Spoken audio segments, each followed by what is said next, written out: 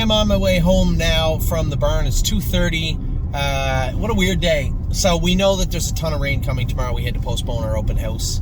That definitely looks like the right move now because the wind gusts alone are crazy high. They said 75 kilometer an hour winds tomorrow. That's insane. It's going to be a messy day. So I started the day. I got here and some of the horses were jogging, which was fine. The ones, when I got here and realized the track was still in very good shape, I said, okay, let's start pushing some of the ones, a lot of the horses that were left to go, I wanted to push myself anyway, that I wanted to go with. So it ended up being a good day, a bit of a pickup basketball game, so to speak, today. Everybody just kind of jumped on a horse, went out the door, and we trained them, and I did train some of them. Today I put a watch. Today was the first time, so it's what, December 10th? The first time I ever put a watch on this group of horses. The one filly, you know, you guys know how it is this time of year. If I start going with a horse and working it hard, polishing it up, it usually looks really good right away, and that's what took place today. I went with Una Madonna. It's not that she was bad. She was actually, I just wanted to go with her. She ended up going a mile in 3 minutes, pretty easy. But the story, I guess, for today, anyway, was Lady All-Star. Lady All-Star has been, here's the thing with Lady All-Star. A beautiful filly in the barn, a beautiful filly on the track, but to get her from point A to point B is difficult sometimes. She's really rude. Sometimes in the yard she'll stop and won't go, or, you know, just do stupid things, just baby stuff, but not always. Not many babies are like that. So James was going to go with Lady All-Star. She put it in park in the middle of the yard and didn't want to go. I saw this transpire when I was jogging here on the track. I came off the track with Columbus, who I wanted to go with, and we traded. I said, here, you go with Columbus, I'll go with her. The problem is that she doesn't like the head check. We'd loosen the head check up a little bit, loosen her crouper up a little bit, and then she went on. So I went out and went the right way of the track with her. Now, I haven't gone with Lady All-Star in 2 weeks. James goes with her because I trust James with her. He knows exactly the shortcomings of Lady All-Star and is on the lookout for them before they happen. So James has always gone with her. He said she's fast, but she can be a little rude sometimes. So I got on the track and I jogged her around a little bit quick for a couple laps and turned her and went the right way. I went a mile in 2:50, which is 10 seconds faster than any horse went today. Than any horse could. That's not true. Two other horses went in 2:52 today, but they did it very easily. Lady All-Star was wrapped up 2:52 and was trotting awesome. I was surprised how fluid her gait was, you know, because you break these babies and a lot of times a little choppy, and they make breaks and act up and, you know, just do the same types of silly things on the track that all the babies that have come before them have done. So it's nothing new. I didn't know she could do this, and I wasn't mad at her at all, actually. You know, she's just stubborn, and there's not much you can do about that. Just try and work her through it. Repetitive, you know, go on the same track the same time every day, do the same things going out the door, getting to the track. These are, horses learn from repetition, right? They're creatures of habit, and you need to, as you continue to do this, you'll see her get better and better and better. But it's frustrating. It can be a frustrating thing getting to that point. But we get her on the track. She trains awesome. 250. She looked very, very good. Just about as fluid gated as you'd want to see. If you'd have said, aside from all the stuff that goes on in the yard, if you'd have said, that filly will train December 10th in 250 with a set of bell boots on, no boots behind, and a fairly loose head check, I'd be like, oh, absolutely, that'd be awesome if she could do that. She did it today. I was really, really proud of her. All the horses I saw go today looked extremely good. Now, I went with Horn Player yesterday. They said she was making a few breaks. I know what she's doing. So, this is very important. I need you guys to understand this. It's hard to teach anybody this, and it's hard with the babies sometimes, especially training trotters of all different sizes on a half-mile track. I can't say on a 5/8 or on a mile track, 7/8, because I haven't trained horses down on those size tracks. But training on a half-mile track, what'll happen is when you get to a turn, going any sort of speed with a young horse, their first inclination is to slow down. And when they slow down, a lot of the times it will change their gait and they will touch their ankle. same place a lot of trotters touch. Their ankle a little bit, or they'll scalp a little bit. That'll sting them, they'll make a break. Then they can get into that habit, right, of making a break, coming to the turn, slowing down, make a break, slowing down, make a break. It gets to be a real frustrating and, quite frankly, a bad habit. What you need to do is push them through that turn. You need to get them into a state of comfort where when they get to that turn, at going that speed, they're okay and they won't slow down. And after that, you can teach them to accelerate through the turns. Allowing them to slow down, sometimes it seems natural, right? Oh, I want to baby that baby and kind of ease it and coddle it through the turn and it'll be fine. Most times, it ends up being a break, right? And then that turns into a bad habit, and all sorts of bad things can stem from that. So what you need to do is get them, whether you're in the too wide path or not, get them hung up where you're comfortable with their shoeing and their equipment, and you can push them through that point of that turn, and they'll learn to switch their leads in the turns. And then what you end up with is a fluid gated trotter, right? A nice gated trotter. Now, you may have to put the trot, and we put the trotting hobbles on lots of them. A couple of them have worn them already, and sometimes we take them off after a few training trips, a few sessions, let's call them, where you push them in that point of the turn. They'll need the hobbles to learn to go through. Then sometimes they'll take them off. A perfect example is Austral Hanover. We put the trotting hobbles on him a few times last week to get him to push through, and then we just added some weight, like a normal trotter, added a little more weight, and went with no hobbles, and he was perfect today and perfect yesterday. So these are the things we're trying to get them to do, right? We always talk about the hurdles that the young horses go through, and this is one of them. So babies were very good today because the qualifiers, the inclement weather that was approaching and coming today and tomorrow, they canceled the qualifiers. Can't school globetrotting, can't school high gear, no fear. I don't want to train globetrotting fast here, but we trained high gear, no fear in 2-1 come out from 58 at the farm. I went with him. He was very good. We scoped him after, scoped clean. So perfect. That was awesome. He'll race next Wednesday at Flamborough. Just have to get a reading on that liver tomorrow. So we are going to take his blood tomorrow morning, get it spun, get it looked at, see what his liver count is at, and hope that it's starting to come down. Felt like it was today. He wasn't overly aggressive and super strong, but he felt good. So interested to see how that blood work's going to look tomorrow. And then we're going to enter globetrotting for Friday. We're going to school her Monday, which is going to be tight, but James is going to go there. I just want to see a mile in maybe 2-1, 2 minutes, finished up strong. Again, might make more sense to take her blood tomorrow also. We get a look at what her muscle count, and what her muscle count was perfect the other day, but get a look at what her GGT, her liver count looks like also. Tonight is going to be nasty weather. So and Sue, we'll see if she's a mutter, because it's going to be a rotten night. And Airstrike is also in tonight. We got Yes and Tour de Lindy racing Sunday at Northfield Park. We have a number of horses that are getting ready to go. Now that leads in to a great story. I told everybody we're going to continue to look for horses. We're going to move some of our horses out. We sold Northern Blizzard last week. He was a non-winners of 2 horse. We weren't convinced he could do in the non-winners of 2, but we were on the lookout for maybe a non-winners of 2 horse that can do the non-winners of 2 and maybe above. And there was a horse went on the website. Now it's a funny story. I looked at, I forget what horse it was, but about 3 weeks ago, James picked over one of our horses, I believe, to drive Eldest Patrick. Eldest Patrick is in the Ben Bergeron barn.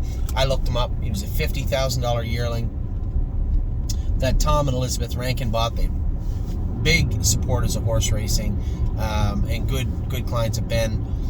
So they bought this Eldest Patrick. Father Patrick Colt trained him down. Looked like he was okay at 2. Looked like they had high hopes from at 3. James qualified him in 56, and then he won his start in 55 and 1 in the non-winners of 1 or 2, and looked really, really good. But he would have a tendency to make breaks, running a little bit, make breaks. Now we had a Father Patrick that used to do the same thing in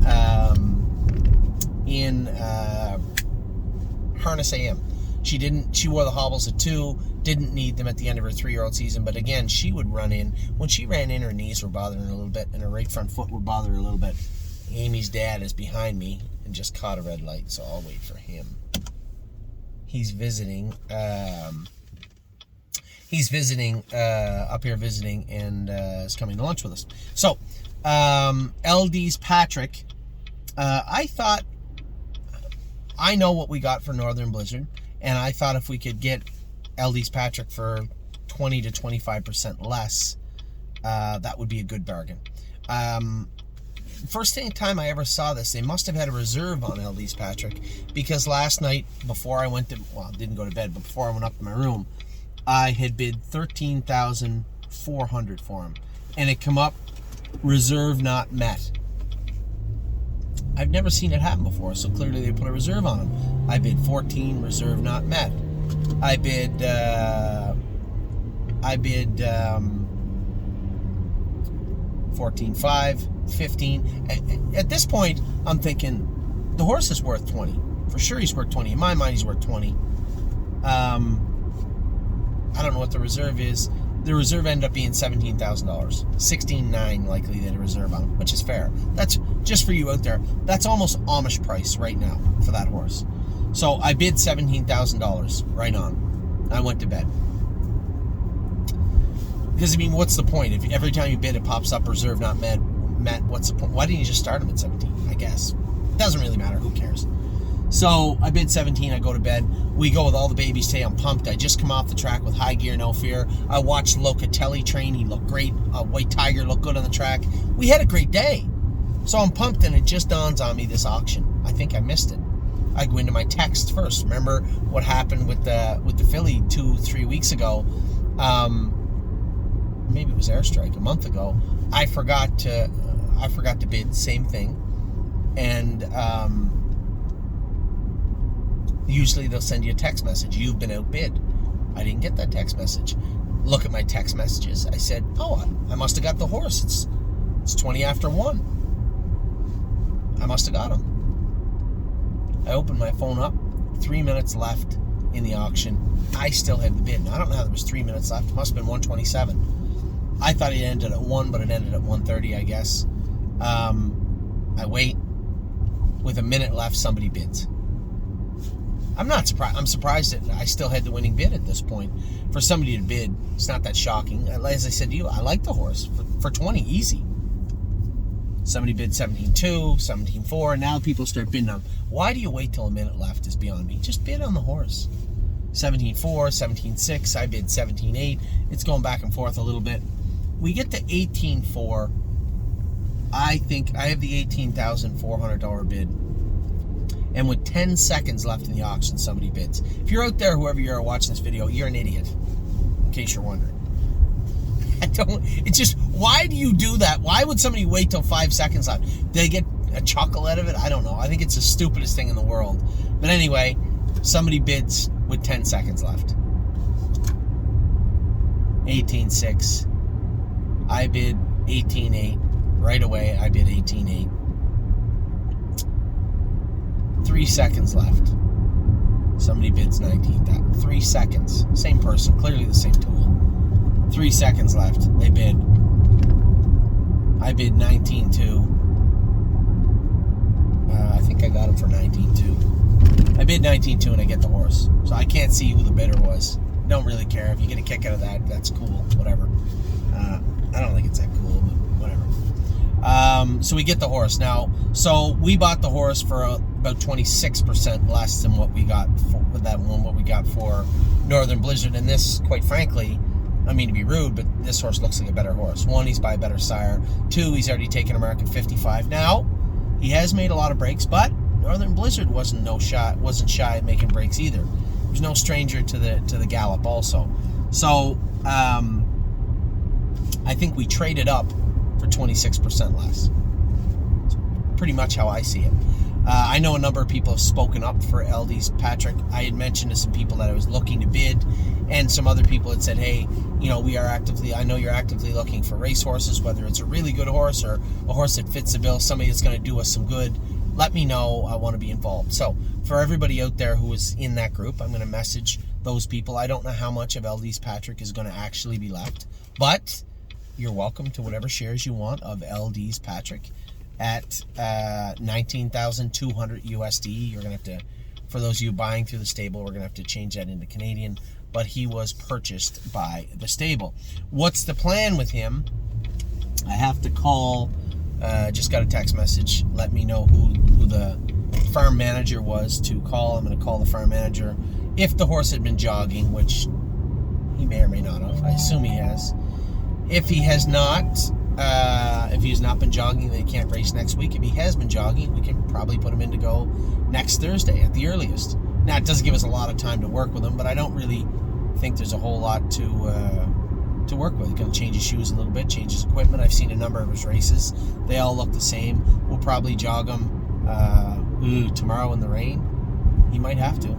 Probably jog him tomorrow. Might even jog him Sunday. Train him a slow mile Tuesday and put him in to go next week. Now, the reason I was very interested in Eldys Patrick also was the Nommers 2 is not filling. They actually called looking for me to double enter So and Sue Friday back Monday. I said, I can't do that. The 8-horse field, the Nommers 2 at Mohawk on Monday. So there's lots of places for this horse to race, lots of opportunity for him with $22,000 made. I mean, there's tons of stuff for this colt moving forward. So what I thought was an extremely easy purchase today took place. On gate, we purchased a horse named Eldys Patrick, a 3-year-old father Patrick with a mark of 155-1 and $22,000 made. He's ours now. He's going to race in the Nommers 2 because he has allowance. Nommers 2 at Mohawk next Thursday or a week from Monday, one or the other. We'll see. So that is what we were up to today. As I said, high gear, no fear.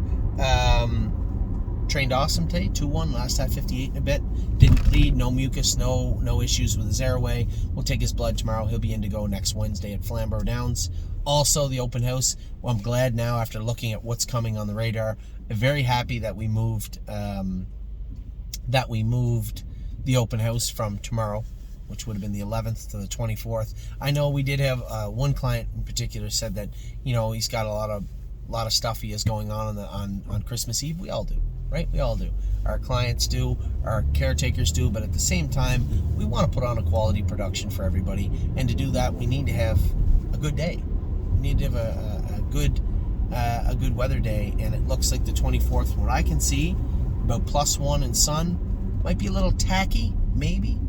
It should be a good day. So that is it for Friday. New purchase for us, a new horse coming to the stable.ca. If you guys want in, I'll have Kelly and Wendy put that together, and they will allow everybody to buy in tonight, I assume. I'd like to get it cleaned up as quickly as possible. So that is it for Eldys Patrick. That is it for me on Friday. I'll have all your videos tomorrow. What you won't have tomorrow is an open house because it is going to be a swamp. Talk to you all soon. Hope you're having a great day. Take care.